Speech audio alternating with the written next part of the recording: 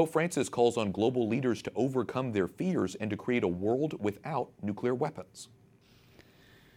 Le armi di distruzione di massa, in particolare quelle atomiche. The Holy Father addressed a two-day nuclear disarmament conference organized by the Vatican. The conference participants include Nobel Peace Laureates, UN and NATO officials, plus diplomats from nuclear-armed nations.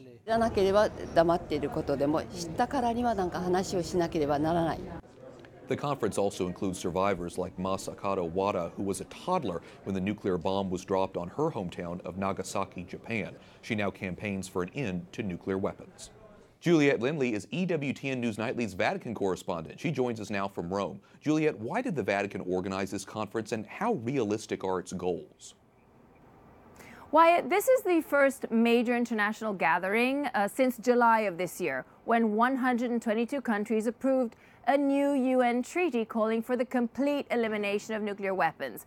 Now, the point here is that none of the nuclear powers, no NATO member countries, signed the accord because they said it was unrealistic given the current state of affairs. But the moderator of the conference, Monsignor Silvano Maria Tomasi, told us he was well aware of the skepticism, but said the goal was a long-term one.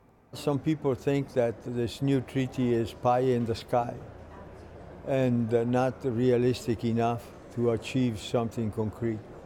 But in reality, it is a very important step.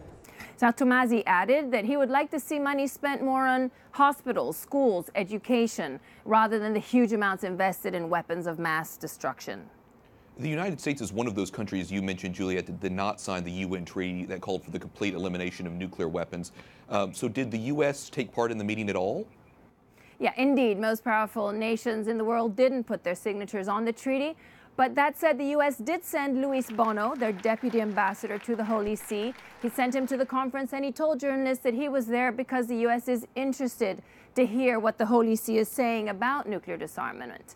And meanwhile, Russia also sent an ambassador and a top nuclear expert, but China and North Korea didn't attend despite being invited. And Wyatt, as we know, neither country has relations with the Holy See.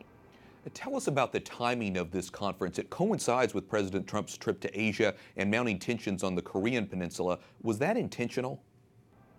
Yeah, so Cardinal Peter Turkson, who was amongst the organizers, actually drew laughs from the audience when he said that it was perhaps divine providence that the conference coincided with President Trump's Asia trip. Well, the timing was actually a coincidence, Wyatt, and the Cardinal confirmed that the meeting was planned long before the White House announced President Trump's agenda for this trip. Very interesting. Well, I know that the Vatican has been talking about the issue of nuclear weapons for a while now. It's good to see them continuing to engage on the issue. Juliet Lindley, EWTN News Nightly Vatican correspondent. Thanks so much. Thank you, Wyatt.